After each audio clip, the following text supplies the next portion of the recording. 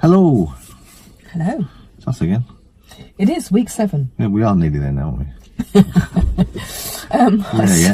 I sense an eagerness to have this completed. I've got other things I want to talk about. When I say week 7, I mean week 7 of this little mini-series that we're doing about the top 10 reasons that people fail a driving test. This was released by the DVSA a few weeks ago. Not particularly unusual in terms of previous history that we've had in terms of what people are failing for, but we thought we would take the opportunity to have a look at them. Yeah, and it seems to be going down well, doesn't it? Yeah. You're getting lots of feedback and so on. I'm finding it interesting. I'm finding I'm thinking about things in a different way. I've done it a long time and not really known necessarily what goes where. Yeah. Even sitting in the back, you can't always remember every situation at the end and when it's marked and all that sort of stuff. Yeah. In lots of ways it probably doesn't matter, but in other ways it's interesting and useful to know, isn't it? Yeah, absolutely. Particularly if you're doing mock tests and things like that. Yeah. So week 7, moving off control. Yeah, that's it. Moving off control. Move off control, as it's technically called.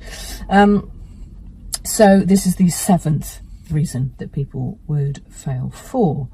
So I had my own thoughts about what I thought that would probably mean. I've asked my little group of examiners and pretty much had it confirmed that I think that all of you will agree that if I said, give me the classic reason why a pupil may well fail for moving off control, it would be the good old stall.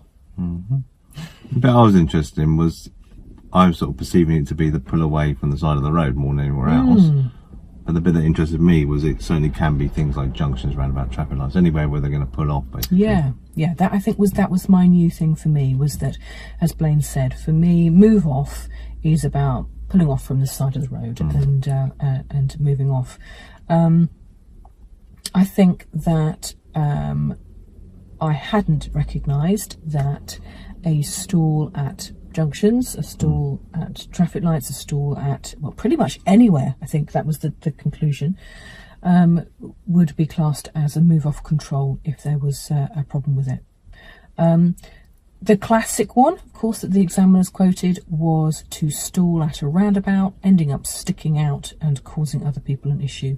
Now, just like any of the faults that we've talked about over the last 7 weeks, in terms of how it is weighted, it comes down to that word, chaos, and how much chaos you cause when it happens. If no one noticed, it's not worthy. So if they stall and you got whatever it's called, stop start, which I have in my car, I don't even know if they've stalled sometimes, and they certainly don't know they've stalled. It just, they move there for a bit of stall and we go. Yeah, absolutely. No one's even noticed. Not even us in the car have noticed half the time. Yeah, but it's an almost unworthy kind of fault. So again, I guess like a lot of these things, it's about the recovery, isn't it? It's about what they actually do about it. So I think from my teaching practice, one of the things that I've always done is in that hour before test to deliberately make them stall. Practice faults. Yeah, because actually what happens is the chances are they're going to stall on a driving test. It does happen. And of course, if they've not stalled for the last 30 hours, the whole process of what the car feels like, why it might have happened, of course, the environment of the test itself can play a big part. So actually just to refresh the rescue strategy, knowing that, of course, you can get away with it, that actually this is all about stalling and recovering, that's not a bad thing to be practicing. Yeah, and I don't think it's a bad thing to practice before you part for your standards check either. Because pupils do that, don't they? When it gets in the back, they come out of character, they become a different beast. So let's get that out of the way, and then we have a recovery. I think it's worth pointing out at this point, and most people would know this anyway, but worth pointing out that it's how long you take to recover as well. So if you're sat in the road and nothing comes along and you're still sat in the road 20 seconds later and something comes along, that's going to be marked down, particularly maybe serious, maybe minor, depends on obviously all those factors. Absolutely. If that person just slows down to let you out, fine. If they have to swerve around you and there's a cyclist coming the other way and all that sort of stuff. So getting going as quickly as possible. Clutch down, start up, bugger off. Technical term, isn't it? You know, as you would say, get your bum out of there, you know, rather than mucking around. I can certainly think of a pupil that failed for going handbrake neutral and basically missing a couple of opportunities, a busy round about 8:30 in the morning, and failed because he went handbrake neutral, not because of that, but because it took too long. Yeah, it took too long, absolutely. Yeah. Whether that went in hesitation or whether it would go in, what we're talking about is a fine line, I think. So I think some examiners put it in one, some put it in another, but it's just worth mentioning that, you know, get started, get going. Yeah. That's the great thing with stop start, I think. Yeah. one of the great things. I think for me, the other thing that came out of this little chat with the examiners was a conversation that went around what a clutch fault was then. So at what point does it get marked under an issue with a clutch? And actually they tell me that a clutch fault is far more likely to be marked for stopping rather than going. So in other words, forgetting to put that clutch down and stalling when you're coming to a stop. And I don't think I'd realised that. They also acknowledged... No, absolutely. Hardly ever. Yeah, they've also acknowledged that they just so rarely mark clutch faults. A, because it doesn't happen, and B, because there's possibly another issue going on. So because you ran a corner isn't a clutch fault, is it, for example? Without going into that now, it's a tangent, but they're not always marked where you think they would be marked for. That's the interesting thing I think I'm learning from this, really. I think the other thing just to also note, because this was something that I learned fairly early on, is that when doing the pull-up on the right and moving off, the manoeuvre itself has stopped at the point where the car has reversed and is then secured.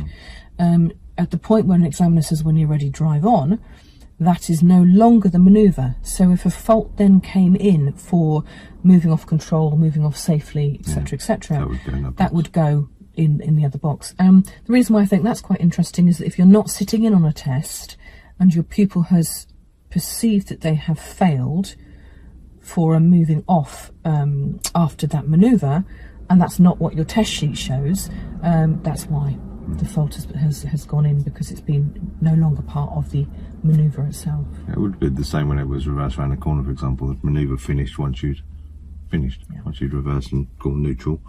That was now driving again. Yeah, absolutely. Yeah. So good old stall is the classic there. The roll back as well. That is certainly to be noted of. Again, same with the roll back in terms of it being a fault that is worthy of a fail. Will of course again depend on the chaos. So one of the examiners said that that a small rollback on the whole is not going to necessarily fail a pupil. It depends on the circumstances. So he quoted the fact that he had a rollback on a move off recently that had ended up being a dangerous fault because there were people walking behind the car at the time. And actually it was the examiner himself who went for a break to stop something pretty safety critical going on. And actually that kind of brings us on to, I don't know about you guys, but I don't think that I very regularly get pedestrians walking behind the back of a car when we're sat at the side of the road and we move off. No. But don't they just do that at junctions? Well, they want to get across the junction, absolutely. You've got your pavement going across. And they seem to perceive it's safer to go around the back than the front. I know which way I would go, personally, so I can be seen, etc., or just wait, maybe. Yeah. So I think that awareness of what's going on at junctions. I think with that, it's all about the control, isn't it? If they can see it's a controlled roll, as I would call it, that you're in control but you just made a slight mistake, or you haven't seen what's there, or you're not in control, then that's when the problem comes in, isn't it? I have had pupils roll back a reasonable amount, up to a foot or so, half a metre, and not been marked down because it was under control. They knew there was something there, just rolled it, caught it, and carried on. They didn't rush or panic because they knew their environment was safe. Therefore, it's safe to roll, isn't it? Yeah. It's not safe to roll if someone's walking an inch past the back of your car. The other thing that came up was your dodgy gear changes, so at the point where they have messed up perhaps the first or second gear, and that has resulted in a stall from that point of view. That was kind of commented on by examiners. So a few things I think that we can just be a little bit aware of. I think that we discussed a few weeks ago as well, didn't we, about the moving off bit and how it's not something that we necessarily do an awful lot of within lessons in terms of focusing on practicing it as a manoeuvre, if you like. Get over, come away, practice it, because that was about the observation, I think, if I remember rightly. But they can rush and panic and stall, and that's where stalls tend to come from at that point, because obviously you should have clutch control at this point. It tends to be for more what's going on mentally than physically, and the mental thing leads to the physical thing. That's what I said about standard check and part 3. Practice that sort of thing, because that's what they're going to do. Get a stall coming out of the parking space, and there goes my plan out the window. But not necessarily, not if you've worked on it and you know what you're going to do if it happens. It's not a problem, is it?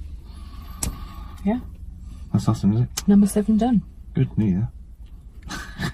Wish my life away, but there you go. Okay. Thank you. Bye.